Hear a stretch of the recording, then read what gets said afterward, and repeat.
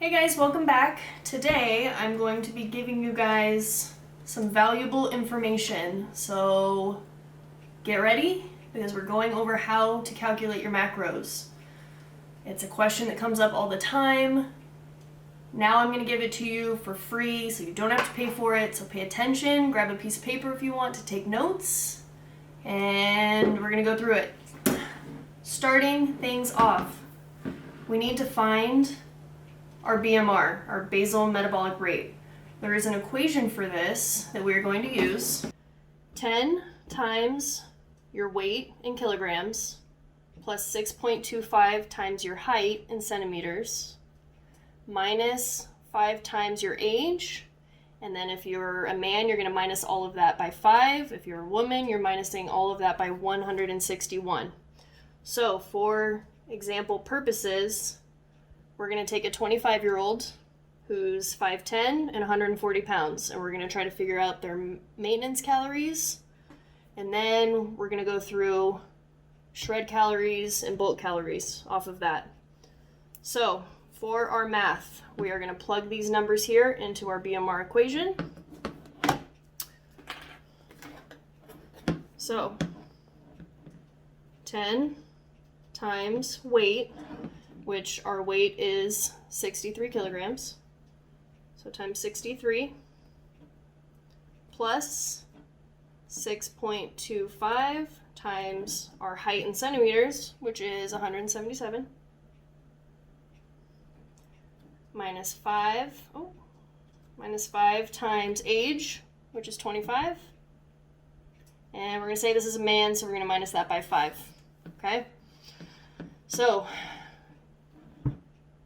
now, from here, we have 630 plus 1106 minus 125 minus 5. So I did all of this before on a calculator, that's why I have this. I'm not a math genius. So after going through here, we end up with 1606. So this number right here equals your BMR. Perfect. We have it. This is how many calories your body is burning just at rest. So to keep you alive, to keep all of your organs functioning properly, this is your magic number. That does not mean this is the number of calories you eat. So from here, we go to another preset of numbers, which is your activity level. So if you're only working out, 1 to 3 times a week and you're very lightly active, we're going to multiply this number times 1.375. If you're working out 4 to 5 times a week, moderate activity, you have a more active job, you're up on your feet a little bit more, we're multiplying this number by 1.55. And if you're super highly active and you train super hard and you're on your feet constantly and you're moving, we're going to times this by 1.725. So for the sake of our example, we're just going to put him right here in the middle, and we are going to say he's moderately active, he trains 4 to 5 times a week. So we're going to take this BMR number, so 1606, we're going to times it by 1.55. So now we are at 2489. So this number right here is your maintenance calories. So to stay the body weight that you are without any changes, this is how many calories you need to be eating. For the sake of our example, let's just say this person's trying to lose some weight. So we're going to minus 500 calories because that's about 1 pound to 2 pounds per week of loss. So we're going to minus that.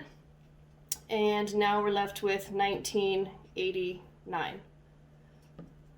So, after all of this information, here are your calories to lose weight, if you fit into this example here.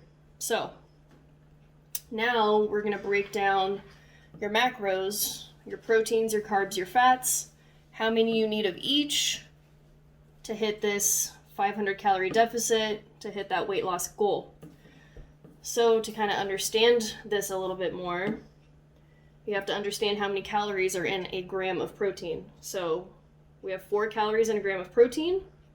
We have 4 calories in a gram of carbs, and we have 9 calories in a gram of fat.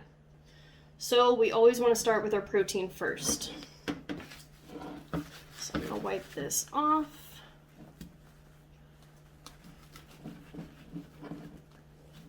Okay, so we have 1989. This is our calorie goal. So we're going to start with our protein. For this person who's moderately active, I like to give everyone 1 gram per pound of body fat, but that range can go from 0.8 to 1.2 depending on how active you are. But for the sake of this example, we're just going to do 1 pound. So for us, that's easy. We're going to go back to our weight. This person's 140 pounds, so our protein is going to be 1 times 140, which is 140 grams. Easy. I'm gonna write this down. So then we got fats and carbs coming up next. So because 140 grams of protein, there's 4 calories in a gram, we're gonna multiply 140 times 4, and that's gonna be our calories of protein. So this equals 560 calories. So your protein for the day, 560 calories, is going to come straight from protein. So now that we have that number, we are going to minus our calories from our daily here, which, let me get my calculator.